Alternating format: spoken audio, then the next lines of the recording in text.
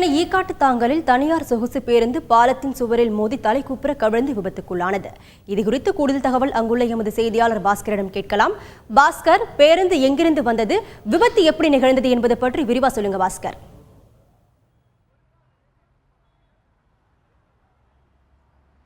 திருச்சியிலிருந்து கோயம்பேடு பேருந்து நிலையம் நோக்கி வந்து கொண்டிருந்த ஆம்னி பேருந்து ஈக்காட்டுத்தாங்கல் காசி தியேட்டர் அருகே உள்ள மேம்பாலத்தின் ஏற முற்பட்ட போது அதில் அங்கிருந்த தடுப்பு சுவர் மோதி தலைகுப்புற விழுந்திருக்கக்கூடிய நேரடி காட்சிகள் நீங்கள் பார்த்து கொண்டே இருக்கிறீர்கள்.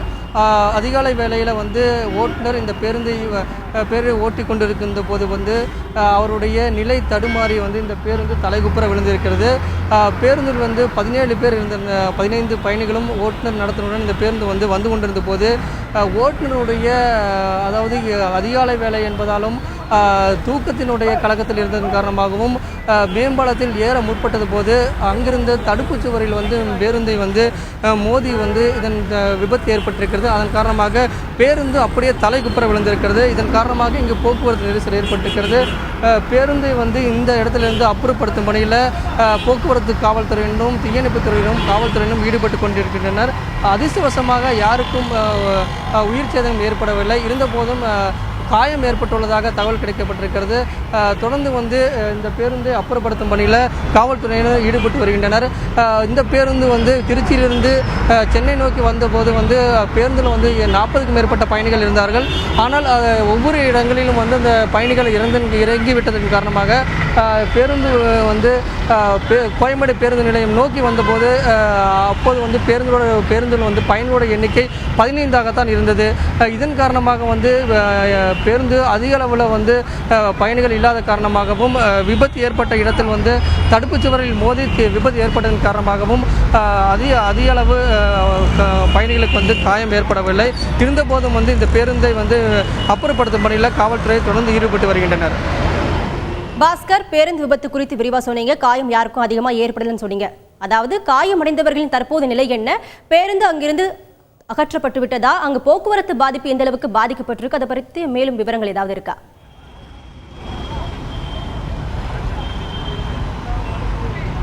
ஈக்காட்டுத்தாங்கல்ங்கிறது முக்கியமான பகுதி. இங்கிருந்து கிண்டி உள்ளிட்ட பல்வேறு இடங்களுக்கும் அதே மாதிரி சென்னை கோயம்பேடு பேருந்து நிலையத்திலிருந்து வெளி மாவட்டங்களுக்கு செல்லக்கூடிய அனைத்து பேருந்தும் இந்த வழியாக தான் செல்லும்.